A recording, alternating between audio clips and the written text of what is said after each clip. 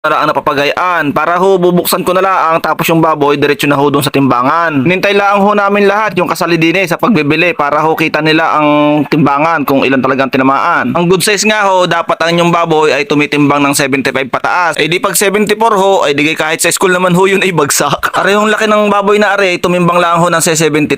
Kaya ho yan, magbabayaran na ho kami din At diretso na ho yun doon sa kanyang final destination. At pagkatapos ho, are naman aking kapatid ay biglang pumasok din sa timbangan. Ayan ho, good size 75 na. Dati ho ari parang bulugan din sa laki. Katapos niya ho, syempre ako naman hindi rin nagpadaig. Minomonitor ko rin ho ang ating timbang. Kahirap naman yung kain na laan ng kain. Baka mamaya hindi na pala kasi ang uniforme, sumigi pa ng sumigi. Yan nga ho, ako'y nagulat diyan at bakit ka ako biglang ako'y naging 79. Pala na may sa kabila tinitingnan. Hindi pareso kami ng aking kapatid, parehong 75. 25 ho yung nasa taas, tapos 50 ho yung nasa baba. Kahit naman ho ako'y good size, hindi naman ho ako pwedeng ipagbilit. Ako'y gagawin ganador sa amin. Ay siya, sige ho, salamat ng maraming sa inyong panonood. Paalam!